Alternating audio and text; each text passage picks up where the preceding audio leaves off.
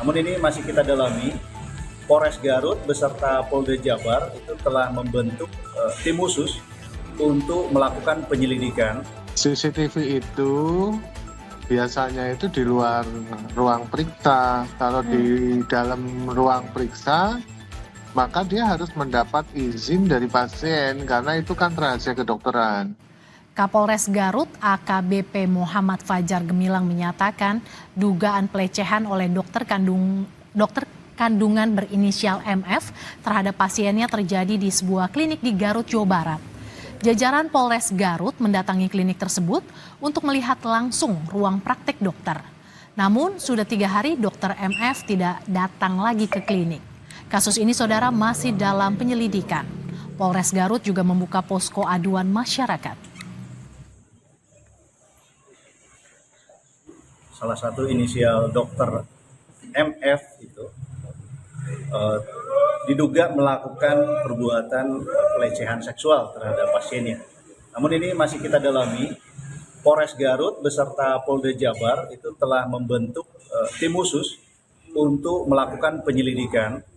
Kemudian apabila nanti memang dugaan itu benar, kita masih mengumpulkan alat bukti, kita akan proses, tangani secara tuntas dan tindak tegas. Kami sudah mengetahui dan kami sudah menghubungi ID cabang Garut tadi pagi, sehingga nanti lagi diproses. Dan saya juga heran kenapa di ruang periksa itu ada CCTV. Tapi kan justru CCTV ini yang bisa membantu terungkapnya kasus pelecehan seksual terhadap pasien, Pak Slamet. CCTV itu biasanya itu di luar ruang periksa. Kalau di dalam ruang periksa, maka dia harus mendapat izin dari pasien karena itu kan rahasia kedokteran. Tetapi apa yang dilakukan oleh dokter tersebut ya saya kira kalau memang benar kita prihatin lah karena itu melanggar kode etik kedokteran. Tapi gini Pak Slamet, di luar ataupun terkait dengan keberadaan CCTV, tapi di sini sudah tampak bahwa peristiwa tersebut terjadi pada tahun 2024 lalu. Apakah PBID sempat mengetahui ataupun mendapat laporan terkait informasi ini? Sudah mendapat informasi. Kapan itu dari Pak media Slamet? sosial dan 1 hari yang lalu ya kalau salah. Kan itu sudah viral mulai hari kemarin ya. Hari tadi kita sudah menghubungi Ketua ID cabang Garut untuk menindaklanjuti tersebut. Dan saya kira itu tidak bisa dibenarkan ya kalau memang dokter terbukti melakukan hal tersebut karena itu melanggar kode etik kedokteran. Kalau ID sendiri menemukan dugaan pelecehan seksual, apakah sudah dipastikan terkait hal ini? Ya itu kewenangan kepolisian ya untuk membuktikan bahwa itu terjadi pelecehan seksual. Kita hanya mengundang dokternya, terus pasiennya juga kalau ada pengaduan kan gitu kan. Jadi kita menunggu hasil dari kepolisian. Kalau dari PBID sendiri sudah memanggil dokter yang bersangkutan? Mestinya ini kan di cabang ya di Kota Garut, Kabupaten Garut. Saya kira di cabang sudah mengundang, sudah memanggil untuk dilakukan klarifikasi.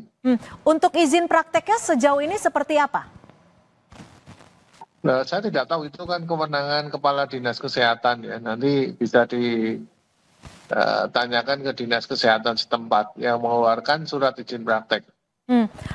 Pak Slamet, jika kita tetap masih menunggu hasil penyelidikan dari kepolisian.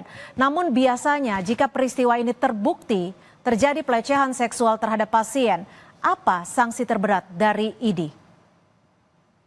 Sanksi terberat ya secara hukum, apakah masuk kategori perbuatan kriminal atau bukan.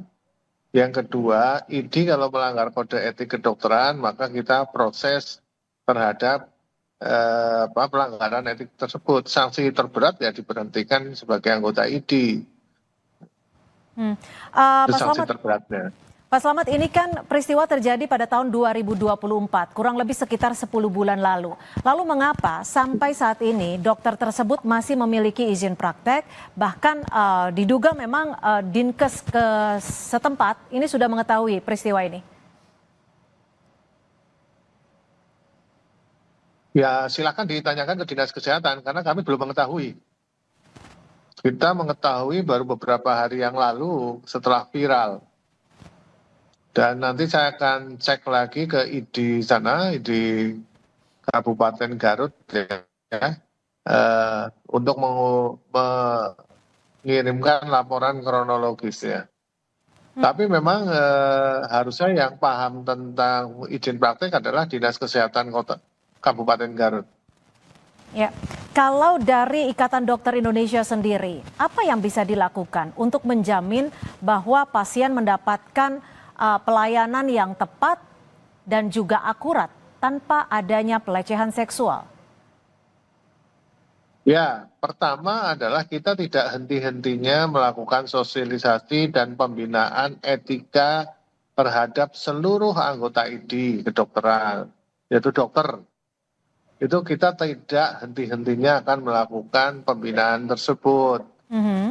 Dan kemudian kita juga memberikan edukasi kepada masyarakat bahwa apabila datang sendirian lebih baik ditemani, kalau nggak ditemani oleh perawat atau tenaga kesehatan lain, sehingga akan mengurangi ekses-ekses hal seperti ini kan itu.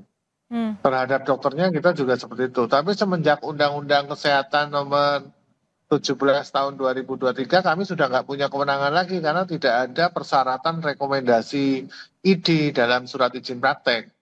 Sehingga kita ya tidak tahu terhadap setiap dokter yang praktek.